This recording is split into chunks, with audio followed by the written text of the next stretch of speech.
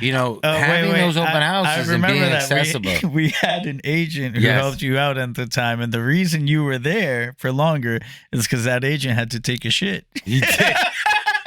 I would have said it differently. I used the bathroom, but yes, he had to take a shit. He was a rookie agent. That shit made me a lot of money. Let me tell you. Like $20K, dude. It did.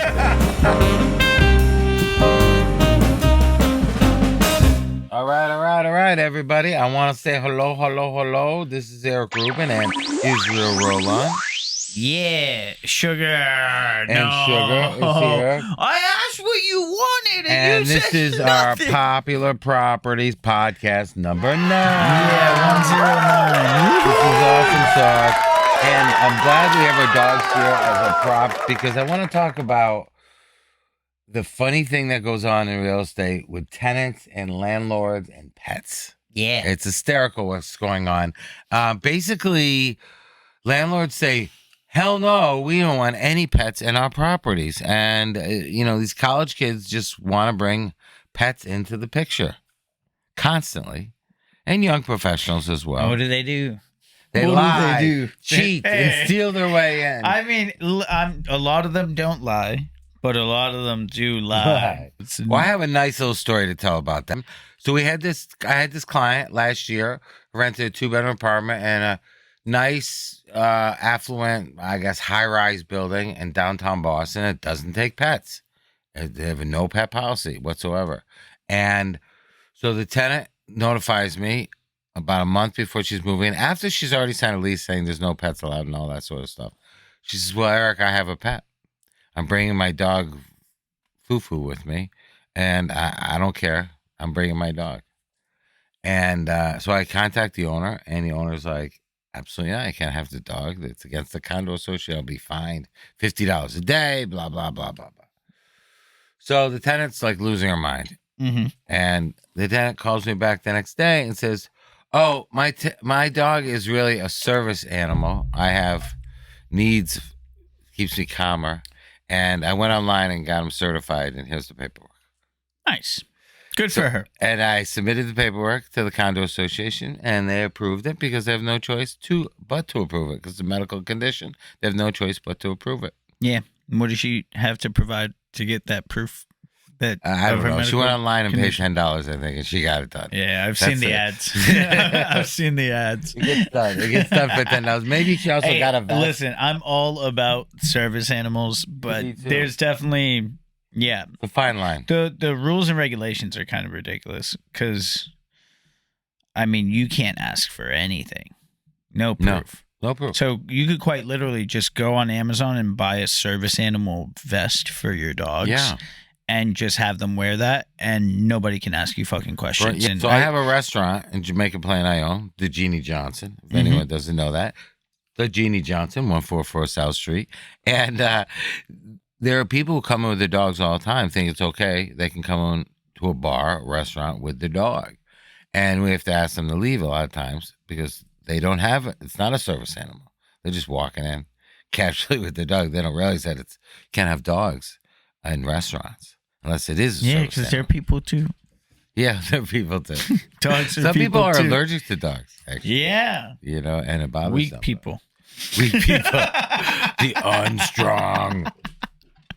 But anyways, I just think it's funny that a lot of the college kids and young professionals are sneaking dogs in left and right because of this service. The only thing that you could fucking ask is what service they provide. Yes. But you can't ask anything inside that. But you can't they're ask supposed to wear their vest. You can't decide anything. They have to wear the vest in the common areas of the building when they're walking in and out of You know, you can't pet service animals. You shouldn't pet a service dog that's on duty. Wow. Yeah, like with my client that I was saying, the one that has the service animal, we were going out on showings, and I have to remind everybody he's on duty. Yep, he's on duty. Well, don't worry. Don't touch him. Don't go over to pet him and whatnot. Don't acknowledge him as a play dog. It's a dog who's serious. It's on work. He's in business. They have to wear the vest in the common areas of the building when they're walking in and out. He's earning his room and board. He's doing well. Speaking of room and board, I just thought about this. This wasn't on my notes, but I'd really like to talk about. I don't know if we can really talk about this, but like illegal boarding houses. Illegal boarding houses. Well, it goes on a lot in the city of Boston, let me tell you. There's a number of landlords, they rent out by the room. Yeah. Now, technically, if you have 4-bedroom or 3-bedroom apartments and rent out by the room, it's totally legal. You can have up to 4 unrelated per apartment. But you can't have like a 6 or 7 or 8-bedroom single-family house and have like 7 or 8 unrelated people living there. That is definitely a lodging house, a legal lodging house, for sure. You're allowed to have only 4 unrelated people living in any single dwelling unit. So that'd be a single family or a condominium. Wait, but what about with 5-bedroom properties? No, you're only allowed to have 4 unrelated. So like 5-bedroom properties in for like college rentals? Because you see 5 beds all the time. Yeah, well, technically, you're only supposed to have... right now, there's a bunch of 5 beds. Yeah, well, technically, you're only allowed to have 4. And in some facts, I heard, and I haven't checked the legalities, but I heard that it's still in the books that if you have over 5 women living in Boston, that it's considered a brothel. Yeah. If you have 5 women living in one dwelling. We should look that up and figure out whether or not that's still a thing. What makes a brothel in Boston? I remember that when I got into real estate. That was a rule that I heard of. The street called Symphony Road in Boston used to be called Botavia, which in the Greek language, I'm told, means whorehouse. No. And that was the street of whores. Hold on, stop. I got to look this up now. I got to look this up now. Because all the Greek fishermen used to hang out on Symphony Road. It was called Botavia? Something of that nature. Now he's busting me. He's fact-checking me, people. He's fact-checking me. Botavia Street. That's a street name. I needed to know how to spell it. I know. But it was Symphony Road before it was Symphony Road. Before Symphony Hall was probably there. I have no idea. All right, well, let's move on then. And let's talk about something exciting in real estate. Like shitty agents. Let's talk about shitty agents. Yeah. Okay? Now, would you say that the number one thing that pisses you off about shitty agents? Yeah. Availability, I talked about. Yeah. Not being available is a pet peeve of mine. I feel if you take a listing, you have a duty to be available when people want to see it. Like, because as a buyer's broker, I'll call listing agents all the time and ask to see property. And I'll get I don't know. Can I do this? Can I do that? They don't really, they should be excited. Okay, tomorrow, 2:00, I'm available. Let's do it then. Let's book an appointment. Yeah. When's your client available? Let's do it here. Let's do it there. Not like, I got so many offers. Maybe in a week, if it's not sold, give me a call. Yeah, that's very crappy. That's a shitty agent. That's very crappy. And what's surprising is that some of those agents actually still work in the industry. Yeah, and have found success. So if you're if you're just starting off and you think you're not going to make it, you need to be available. And if you're not available, like for instance, I'm going away get a team member this week. Yeah. You get a team member. You have someone else available. Make sure the house is shown on a regular basis. Have the house available. When you take a listing, the duty of taking a listing and putting it out there on MLS and on Zillow and these other platforms is that the house needs to be available. When do you stop doing open houses? When the house has a contract on it. So you've had a listing for like I would not 3 months that hasn't sold. I would not stop doing open houses. I want that house available to buyers. Yeah. And it's basically a way for me to have a real estate office for 2 hours in that neighborhood. Let's face it. True. I got a sign in the street. I'm out front. I'm in the unit. I'm meeting people in the community. Yeah. It's awesome. So why am I giving that up? Why would I give that up unless I have the house sold? Now, get to meet people. You never know. I mean, I've done open houses where literally I've stayed like an extra half hour by mistake and people will show up. And that's when you sell it. Yeah, people show up and they're like, oh my God, I'm late. I was trying to get here. I'm so sorry. I'm a cash buyer. I need to close in 2 weeks and I need to put a deal under today. Can I see the house? And that literally happened to me one time. Yeah, I remember. So, it happens. So, having those open houses and being accessible. We had an agent who helped you out at the time, and the reason you were there for longer is because that agent had to take a shit. He did. I would have said it differently. I used the bathroom, but yes, he had to take a shit. He was a rookie agent. That shit made me a lot of money. Let me tell you. Like $20K, dude. It did. Exactly. 2% on that. Yeah. That was hysterical. Yeah. He's like, "Can I use the bathroom?" I was like, "All right, we just finished up. You can use the bathroom." He used the bathroom. Yeah, it's a vacant place. Fine. And then the customer came, and I didn't want to take him in. It was a 2-family, so I was like, "You can't see that side today. Show the other side," because he was in the bathroom. That's hysterical. Yeah. That's perfect. Yeah. That's good times for real estate. Yeah. It's not always like that. It's not always like that. Sometimes dealing with bathrooms, like one of my first deals ever in real estate, I was doing a rental in Alston, and it was the BU hockey team's dorm. I guess like beforehand, it was not BU, BC's hockey team, Brighton. And they left that place so trashed. Wow. Bro, they flooded the bathroom the night before with just shit pouring everywhere, dude. It was crazy. My clients tried to move in and they couldn't because they couldn't bring any of their furniture in. It was nuts, dude. And it was a basement unit as well, so it was even better. Dude, hey, speaking of rentals. Yes. How do you feel about one of our agents has rental clients right now that they have helicopter parents?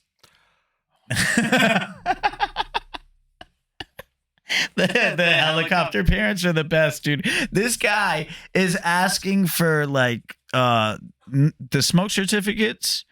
He's asking for fire escape certificates. He's asking for home inspection. He's asking for quite a lot of things, which obviously not getting any of them. No, there's no fucking smoke inspection done annually on a rental, right? Like the fire. Well, who's the landlord? I have no idea. Okay. I don't think. I do think it's in a building. I'm not too sure that they actually have a fire escape. But it's just, some guy from New York. Is he a fire guy? Is he a firefighter? He's really big on his life, health, safety. Child being safe in a fireproof building. Yeah. So, as a real estate agent who's been doing this long enough, I tell you that routinely when I do leases for college kids, I do not put the landlord's name on the lease prior to the parents signing it or the kid signing it. And the reason being is typically the kid will show it to his father. He'll call up the landlord, give the landlord so much crap that the landlord says, "I don't want to take these people as my tenants anymore." And my deal dies. I've had that happen numerous times. So after that happens 2 or 3 times, you're like, "I'm not putting the owner's phone number on here till after the lease is signed." Sometimes you just get the crazy tenant that wants to do that. But with the helicopter parents, trying to renegotiate the lease, on behalf of himself. Mm-hmm. And you say to the parent, "You know what? Your kid should live in the dorm if this is your stance on things." Yeah. Or get a hotel. Get a hotel room. There's high-end condos that have all these things for you, possibly. Yeah. We could buy. Would you like to buy something? I think you should buy a condo. You should buy something. And get the smoke certificate at the purchase. We'll get all that shit and for you. And we'll do a home inspection for you. Yeah. We'll put a home warranty on that. You really want to buy a place. Let's buy your Let's turn this frown around, I think. That's what you guys do with your difficult helicopter parents. That's be like, "Hey, I feel like you should buy a place." Because the things that you're asking for are typically required of a home purchase, not of a apartment rental. Speaking of which, I'd like to talk about that for a second. Parents buying condos for their kids. I think that's a great thing to do in Boston. Because, dude, holding on to a property for 4 years typically leads to a lot of growth, right? Like a lot of value. You're building a lot of equity. There's a number of landlords that were basically parents that still work with me today. I manage their properties, and they literally bought the condo for the kids. The kids live there for 4 or 5 years, and sometimes they stay a year or two after college, and they hang around in Boston, and then they move out, and we rent the apartments. And the rental income is so high The parents love it, and it just becomes a retirement vehicle for them. Yep. And I have a number of owners who just hold on to that. When their kids have kids, they got a place in Boston, quite possibly. We've had that happen. We've had that happen a few times. But yeah, properties I manage over in the Fenway by Northeastern, they were all parents who bought for the kids, and they just held on to them because the rental income is just too good. Yeah, it's so smart. And I mean, even now with and the the high kid rates, it's basically still smart. Yeah, I mean, they got all their money back from paying instead of paying another landlord rent of $2,000 a month for 12 months is 24,000, 4 years is $100,000. You're gonna throw away $100,000 paying rent for your kid in the 4 years going to Northeastern renting an apartment. Yeah. Or you're gonna put that $100,000 into a condo day one, make it an investment, and then make an investment, and then the kid after 5 years you sell it. I have a kid father gets married, right now. you could gift them the condo. Yeah, the father right now. I was talking to him today. He bought the condo for $695, and we priced it today at $830. Yeah. So instead of him losing $100,000, he's going to make over $100,000, and his kid had a place to live, a safe place that he loved on campus. Give me 1 second. Sugar. Yes. Sugar, sugar, sugar. Sorry, guys. 1 second. I got to figure out what my dog wants. We're sorry, the number you have dialed is not in service at this What were time. we talking about? Hold on. You got a mouthful of something. We were talking about parents buying condos for the kids. As I said, kitty condos. Buy one. Be smart. What'd you call it? Kitty condo. Buy your kid a condo. Kitty condo. Yes. Buy your kid a condo, and you will be a smart person because instead of spending $100,000 on rent for 4 years in Boston for your kid, you can make $100,000, maybe more, being a landlord. Yeah. I think that it's fantastic. I mean, you could always just, you could do so much with the equity that you'll build. And let me explain to you just a But few the fact small that items. you called it kitty condo was really funny. Yes. So what you can do on these kitty condos is You need a basically, new slogan. That name. You don't like that? All right. How about college condo or college real estate investment? However you want to talk about. Now, what some parents do is to help their kid get equity and build a good credit rating, is they'll have the kid, the son, the daughter, whatever, decide to buy the unit. They go out with a realtor like myself. We go around, if that BU or BC or Northeastern, we find a condo very close to campus that easily, if they decide to move out or take a semester abroad or something, we can re-rent it, and I'm always available to help. We can re-rent it to another student or another group of students. And basically, they buy the condo. Instead of paying rent, now daddy owns the condo. A lot of times we do it in a way that the student goes on the mortgage, and the parents go on as a co-borrower, a non-occupied co-borrower. Mm-hmm. The student only needs to have decent credit. The parents' credit goes on there too. So it's the student, the son and the father, or the son and the mother, whatever, the son and both parents. Everybody goes in on it. And now the monthly payments are being added to the credit report of the student. Yeah, so he's helping them building out his credit. Building his credit. He owns real estate Get you now. an Amex really He fast. lives there. Yeah, he lives there.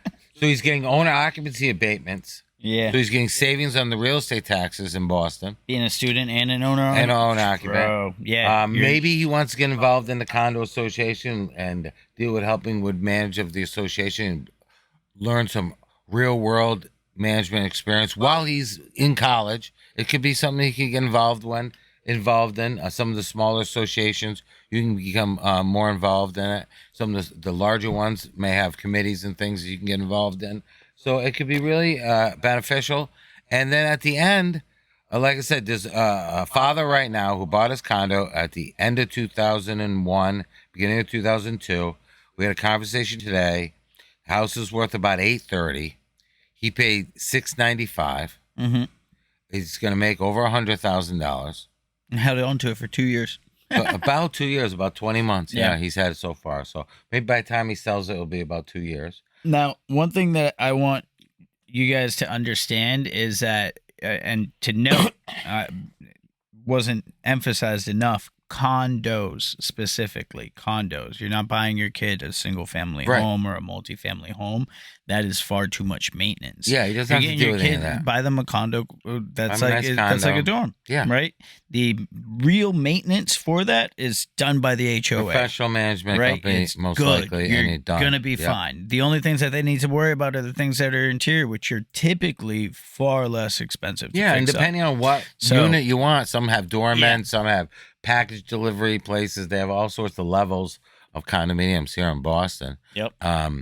And it's just a really smart idea. Yeah, okay. So you heard and a lot here. of levels. Y'all heard it here. A lot of levels. You are sending your kid off to college, consider buying them a condominium instead of even their getting them a year, rental. Even their freshman year, it's a smart idea. Yeah. Because you to pay that Not only dormitory. that, dude, they could like get a 2 or 3 bed. Be like, hey, rent it out to your roommates. Yeah. Rent it out to some of your friends. Get If you're some of working your with friends us, to pay we can some help you rent. find roommates. We're gonna It's be not even good a over problem. here. House hack this crap, dude. Yeah, you get yourself a 2-bedroom. You could get 2 roommates to split one room. You could have your own room, being the owner, and you bring in a decent amount of rental income to help pay the mortgage. Yep. While you're living there. It's pretty nice. And your friends are so happy. They don't have to live in the dorm. Yeah. It was pretty nice. You know, they're loving You'll be the coolest kid on the block. You will be the coolest kid on the block. Well, it's a problem. all right. It's a problem. It's a problem. That was an excellent PPP number 9, I think. That was pretty fun. What are we should at wrap right it. now? Wrap her up. Wrap it up. Wrap it up. We're at 24 minutes. Is there anything else Fantastico. we definitely want to talk about some of these stuff in the future. All right. I got to talk about one thing. The ice cream bandit? The ice cream Is it bandit. the ice cream bandit? It's the ice cream bandit. I need to know more about this ice cream bandit. The fucking ice cream Tell bandit. me about the bandit. Apparently, the ice cream bandit's just... The dude was wearing a pants that had ice cream on it. Not like actual ice cream. It had the words ice cream on it. Wow. That's why they called him the ice cream. Just so I was unfulfilling. so hoping. I was thinking he's like robbing I ice wish cream I just read shop, the headline. eating the ice cream while he's robbing. Yo, Yeah. stick him up. Give me your chocolate. Yeah. I need vanilla. I thought maybe he goes Strawberry. around in an ice cream truck robbing places, See, right? My mind But is just going. It's no, just how some disappointing. schmugaggy with ice cream on his pants. All right, well, that is a wrap then of our PP number 9. Yeah, we'll wrap it up. Wrap we can it save up. these for next month. We got so much stuff to go over. We do. Did we talk about Brookline tobacco ban? No, but that's a next month awesome thing to talk about. It is still going to be in effect probably next month. I don't know Wow. if it's taking effect. It hasn't taken effect. I wonder if we should interview a millennial Yeah. about what it's like not to be able to smoke. You know what is also taking effect, actually? What's that? North End is losing its outdoor seating. The Wow. patios. The patios. The patios from 2020, those are going to be gone. They're gone. And also, Michelle Wu has been accused of using that money to buy new street sweepers. All I can say is there is a battle going on with the mayor in the North End. Yeah. The Italians, it's considered the North End is the Italian section of Boston. Little Italy. Little yeah. Italy. And there's definitely a little war going on between them. It started off with this, what happened was the North End had so much patio space and they were petitioning the city. They literally shut down the street on the weekends to do the restaurants That's on the nuts. street. That they went so overboard with it that they've gone on the other side, and now the city is like trying to like reduce the patios. Yeah. So it's, I you mean, can actually go too far. How do you feel about it? I think the patios are nice. The patios are very But they nice in certain sucked for traffic. Yeah, in certain settings. Like for instance, my restaurant in Jamaica Plain, our patio, we chose to have the patio on the sidewalk, which was good during the pandemic time. It was fine, but it's difficult for the community to take up so much of the sidewalk. Yeah. And we were very close to the Forest Hills train station, and it wasn't really an option for us to be in the street because it was kind of dangerous with the buses flying down South Street. Yeah. So we took an option of not having the patio, and we chose after COVID to not bring the patio back, just as a business decision. But I think in certain areas where you have the space to do it, I know the place called Hamilton's in Brookline has a beautiful patio out in front of their spot. right there on Beacon Street. Yeah, And there's but, plenty of space there. No place in the North End has that space, though. They don't have that real estate space. They don't The got that street's space, not dude. big They're enough. they're just crowding the street, dude. They are. Sometimes they get to the point where it's like it's single file, so you have to now wait There's for no one room. car. It's already a single lane. Just like the Jeannie Johnson, they do not have the space in the North End for the front patios. Now, in New York City, in Chinatown, they do the exact same thing on the weekends, but they shut down the streets just for the weekends for certain hours, and they let them do the patio seating on literally the streets. They take over the entire street. Yeah, I think that's There's silly. no car driving. But you know what? But That's actually kind of cool. It's neat. It's on the weekends only. It's Friday and Saturday nights. Yeah. And Sundays. And then they bring it back Monday. All right. Well, we'll talk more about that next time. Guys, thank you so much Thanks for for coming. tuning in. Like, subscribe. We appreciate all of you. We are now in year 2 of this. This is year 2 of our video adventures. So we hope to keep on bringing you guys great stuff. Later, Gators. Bye-bye. Bye-bye. Bye.